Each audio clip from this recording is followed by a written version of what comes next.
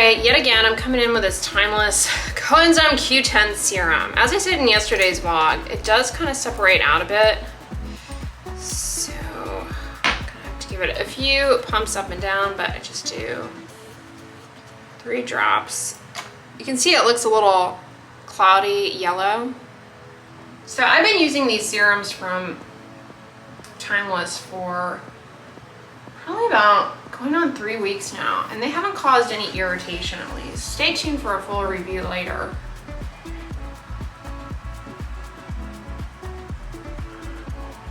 All right, today I'm gonna come in with the Isden Ultralight Emulsion, the tinted version. This sunscreen, if you missed my review, this one and then their non-tinted one, which I also have here, have DNA repair enzymes, which more research is needed, but they do show promise for helping to mitigate some of the damaging effects of UV rays on the DNA in your skin cells.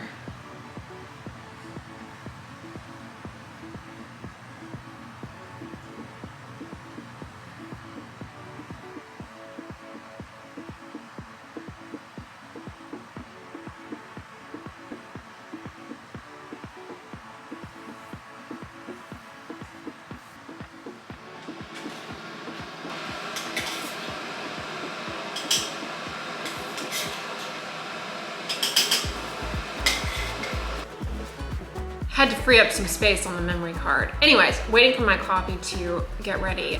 See, when it comes to surgical scars, one thing that can actually end up helping out a lot is once the skin has healed over, if the doctor is able to start treating it with pulse dye laser, that can actually help cut down on redness of the scar.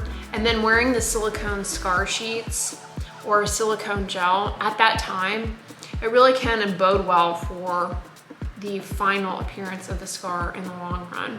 And of course, there are things like resurfacing lasers, microneedling is beneficial by itself for scars. Yeah, there's a lot of treatments for scars out there these days. Now, if you've got a really thickened scar, we also do intralesional steroid injections. Kenalog injections. They can be painful, but they're necessary for a lot of thickened scars to kind of make them more pliable and more amenable to other treatments. That can be used for like keloids and for hypertrophic scars. The difference between a keloid and a hypertrophic scar is that a keloid will actually extend beyond the boundaries of the original skin injury. See, say you get a cut and it heals with a scar. If it heals in a hypertrophic scar forms, it's just going to be in the line of the cut. Hypertrophic scars are much more likely to improve with time. Keloids, however, can extend beyond that, and they're more stubborn to treat. For example, a lot of people who are prone to keloids will develop them after getting their ears pierced. And if you've ever seen them, you know, they extend beyond that. Oh, it was the beep of my coffee.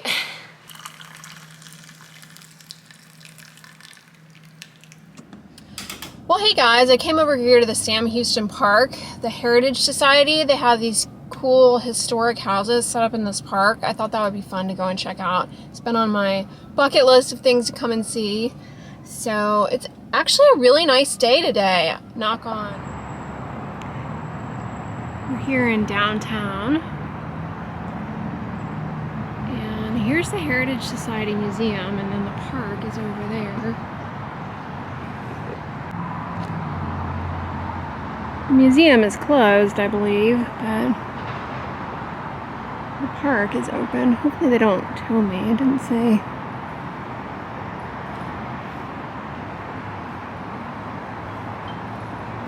You can take a free audio tour on the phone.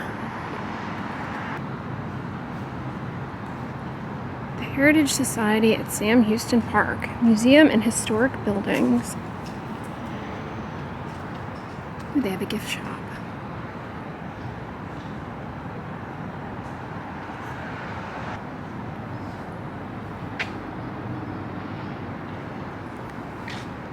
where you can park your horse.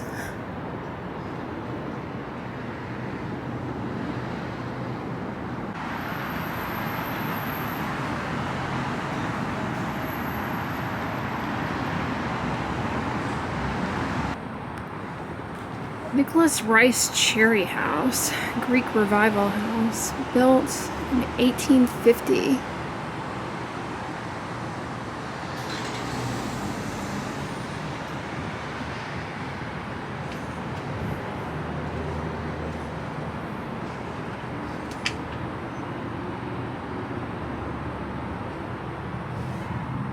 Sometime I'll have to come back and take tours of the interior.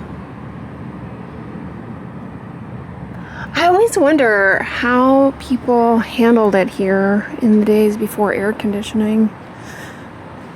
It gets so hot in Swampy. Constructed in 1850, the Nichols Rice Cherry House is a raised two-story frame Greek Revival structure with a three-bay facade, an elaborate carved wood doorway, and floor-to-ceiling windows with shiplap lower doors. The home first stood on the corner of San Jacinto and Congress, opposite the Harris County Courthouse. The early history of the Nichols Rice Cherry House is connected with two prominent business partners and mercantile leaders of Houston, Ebenezer Nichols and William Marsh Rice. The house was started for the Nichols family, but William and Margaret Rice, who became prominent social leaders in Houston, purchased the house in 1856 for the sum of $4,000. After Margaret Rice's death in 1863 from yellow fever, and because of the Civil War naval blockade that greatly affected his business, Rice left Houston to continue as a cotton broker in Mexico. Rice and his second wife relocated to New York City in 1867. After his murder in 1900, Rice's considerable fortune became the basis of the endowment for today's Rice University. As downtown Houston expanded in the late 1890s, the home, which had been a rental property for decades, was scheduled for demolition. According to tradition, a local artist, Emma Richardson Cherry, had fallen in love with the elegantly carved door surround of the house and wanted to acquire it for a planned new home. She is said to have bid $25 for the door, but as the only bidder, she actually purchased the entire house. The Cherrys moved the house to a lot at 608 Fargo Street in the newly developed Fairview addition in the Montrose area. Mrs. Cherry was a popular teacher of painting and used the residence as her studio. She was a leader in the creation of the Houston Art League and played a major role in the establishment of the Houston Museum of Fine Arts. The Cherry family used the residence until Mrs. Cherry's death in 1954. The Heritage Society acquired the house in 1959, dismantled it, and moved it to Sam Houston Park. This house and several of its owners and residents have played an important part in the shaping of modern Houston. All right, looks like we have a little bit more humble dwelling over here. Documentary sources, structural evidence, and tradition combine to suggest that Old Place is the oldest standing structure in Harris County. It was built on a 177-acre site on Clear Creek, which was acquired by land grant in 1824 by John R. Williams, one of Stephen F. Austin's Old 300. Williams erected a dwelling and improved the land before he sold the property in 1825 for 100 pesos. The land was used for many years, primarily for running cattle. The ownership of Old Place then passed on through several owners, and the structure was enlarged and modified multiple times to accommodate larger families. In 1871, Joseph Davis purchased the property from Jane Choates Owens for $1,000 in gold, and the structure became known as the Davis Plantation. Almost a century later, Joseph Davis's granddaughter, Mabel Estes Waters Perkins, gave Old Place to the Heritage Society. By this time, the structure resembled a pleasant Victorian cottage. However, family history and traditions indicated that beneath the numerous additions and modifications, the original cabin remained. The house was dismantled, and all the later additions were removed. The original portion of the structure, constructed with braced framing technique and mortise and tenon joining, was moved to Sam Houston Park and restored. The studs and beams are hand-hewn cedar, and about 90% of the original infrastructure remains. The chimney at one end of the structure is a modern recreation of the mudcat chimney typical of the time. Old Place is a testament to the fortitude of early settlers in this part of Mexico, and later the Republic of Texas. It sat on a frontier that was relatively wild and unsettled. This house demonstrates the lifestyle of a rural family on the Gulf Coast, where hard work and resourcefulness were necessary for survival. Old Place itself is a survivor. In addition to the floods it endured on Clear Creek, it survived a more recent flood at its location by the Park Pond in June 2001, when Tropical Storm Allison inundated Houston. Although recovery from that event went smoothly, the decision was made in 2002 to relocate Old Place to a safer spot across the street next to the museum building and Comely Plaza. Here's a statue of John Bowden Connolly Jr. Passed away in 1993.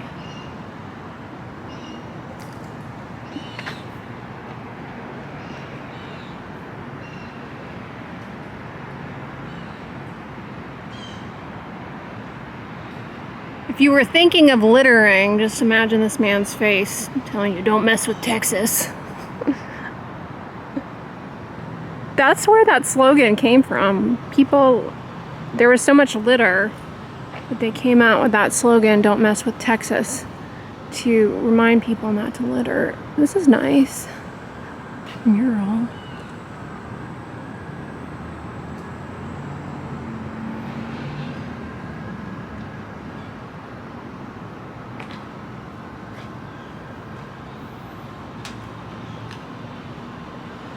German immigrants poured into Texas starting in the late 1830s, and many of them established farming communities throughout North and West Harris County. They were by far the most prevalent immigrant nationality after Texas attained statehood. The St. John Evangelical Lutheran congregation was established in the White Oak community northwest of Houston in the early 1860s. This 1891 church building, the congregation's third structure, reflects the neoclassical style of architecture of the 19th century, with Gothic arched windows and shutters. The cypress plank pews that were crafted by two members of the congregation are original to the building, and the paneled altar pulpit may actually predate this church. During the restoration process, Gothic-style German texts of biblical verses were revealed on the wall over the altar pulpit and over the doors of the church. The church contains a beautiful kerosene chandelier, similar to the one donated by a member of the congregation in 1892, and an organ that was with the congregation as well. Church services were conducted in German up until the 1930s. The St. John Church building was given to the Heritage Society in 1968 and moved to Sam Houston Park, where it offers a prime location for wedding and photo opportunities. It serves as a wonderful example of the modest church buildings that dotted the Texas landscape in the 19th century. In 1870, 5 years after the emancipation of slaves in Texas, Jack Yates, also newly freed, enlisted family members to begin construction of this two-story frame Greek Revival-style house at 1318 Andrew Street in an area known as Freedmanstown, just to the southwest of where you're standing. Yates and his young family had moved to Houston from a rural community 2 counties away, a story shared by thousands of other newly freed African-American families. They came to a population center, seeking opportunities and prosperity which they had never known in bondage. Jack Yates soon became one of the most prominent religious leaders in Houston. He served as the first regular minister of Antioch Baptist Church and later founded Bethel Baptist Church, both of which were also located in Freedmanstown. He was also a fervent advocate of education. Jack Yates died in 1897, leaving 11 surviving children. After a period serving as a rent house, this building was reacquired by family members and became home to 2 of the Yates daughters and their families. The house was given to the Heritage Society by those Yates family members and moved to Sam Houston Park in 1994. The home contains a significant number of family heirlooms, and Yates descendants remain involved with the Heritage Society. The Stati House was built in 1905 in the Westmoreland Addition, south of Houston's main business district and one of several neighborhoods today's Houstonians collectively consider the Montrose area. It was purchased by successful independent oil operator Henry Stadai and his wife Odelia. Stadai, an East Texas native of Italian descent, had moved his family to the city only a year earlier. The original 11-room house included one of the new technologies of the 20th century, electricity. The style of the home is an eclectic mix of Prairie School, Queen Anne, and Craftsman, including a remodel in 1915 by noted Houston architect Alfred Finn. At that time, porches were enclosed to become sunrooms and an informal dining room. 2 sleeping porches and a second bath were added upstairs, and more modern conveniences such as a built-in icebox and an intercom system were introduced. The Stadai house also featured extensive and much cared-for formal gardens that were designed by landscape architect Edward Dewson and included a pergola, a tea house, and a glass green. The beautiful home remained in the Stadai family until the death of Odelia's sister Leah in 1980. 6 years later, it was donated to the Heritage Society. In order to be moved to Sam Houston Park, the entire structure was cut in half and reassembled where you see today.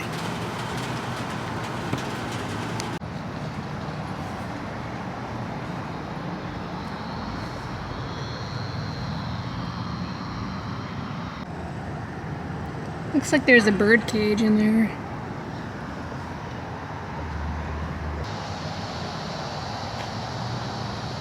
Built in the late 1860s and remodeled during the 1870s and 1880s, San Felipe Cottage reflects the lifestyle of a middle-class German-American family in late 19th century Houston. Germans were by far the most prevalent non-Anglo-European nationality found in Harris County at that time. This house gets its name because it was originally located in the 4th Ward at 313 San Felipe Road, very close to where you now are. The first owner of the house, Justina Ruperberg, was a German immigrant who purchased the property in 1865 and constructed a 1-story L-shaped cottage. Later, ownership of the house passed on to another immigrant, Mary Meyer, who lived in the house with her 2 children and her stepson. During the 1880s, it was Meyer's stepson, Joseph Meyer, who added the 2nd floor, containing 2 bedrooms, using recycled crates from his hardware business in the construction. The house is furnished in the manner of the 1880s and contains many unique pieces of Texas furniture and traditional German artifacts. The house was donated to the Heritage Society in 1962 and moved to its present location in Sam Houston Park. This Victorian cottage, built in 1868 by Eugene Pilot, was originally located at the corner of McKinney and Chenevert on the opposite side of today's downtown. Pilot came to Texas from France in 1837 at the age of 17. He worked in the family lumber business in northern Harris County and eventually became one of the largest property owners in Houston, with holdings in Galveston as well. He built the Pilot building on the corner of Congress and Fannin. He was also a theatrical entrepreneur, owning the Tremont Opera House in Galveston and Pilot Opera House in Houston. The new home he constructed on McKinney had many modern features, including gas lighting. The front of the house has 4 rooms with fireplaces on either side of a central hall, which features the original beveled glass door and transom containing the address on McKinney. The back of the house has 3 rooms and the original pantry. The kitchen, one of the first attached kitchens in Houston, had running water provided by an elaborate system of copper gutters with a cistern to hold rainwater. This house was continuously occupied by the Pilot family until 1964. It was donated to the Heritage Society by Eugene Pilot's grandchildren the following year and moved to Sam Houston Park. That was enjoyable. I love that you could listen to a little tour, a little history. I'll have to come back sometime and take the actual tour where you can go into the houses. That's not available today. I think you have to have a reservation to do that. But that might be fun to do like around Halloween time. Anyways, I hope you guys enjoyed that little history lesson. I popped in here to Kroger to pick up a few things, and they've already got all the fall decor out. They always do a good job every year. Check out these new blinged out Tuscany candles. I'm liking this packaging.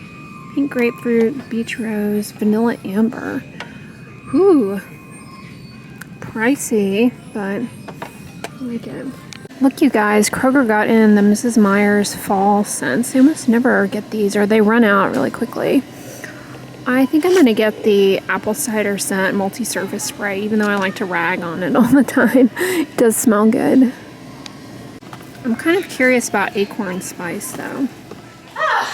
Feels good to be all clean and showered. It was nice out, but it kind of got a little hot. I had fun going to that Heritage Park, seeing those historic homes and hearing the little history behind them. If you have some sort of historical site like that in your hometown or city, wherever you live, I encourage you to check it out. It makes you appreciate where you live a little bit more. When I lived in Denver, they had this kind of a similar type vibe. It was like this outdoor, almost like prairie thing. I'm blanking on what it was called, but it had like a little bit of history of Denver and whatnot. Plus, if you're ever in Denver, they have that, it's called the Brown Palace. There's a lot of cool history behind that too. So yeah, I encourage you to do that. It's a fun way to pull yourself off of the interwebs, always draining our energy mentally, emotionally, and get in touch with where you live. It'll make you appreciate it a little bit more.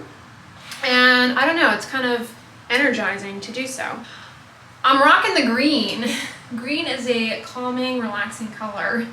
Anyways, you guys, I'm gonna wrap this vlog up here.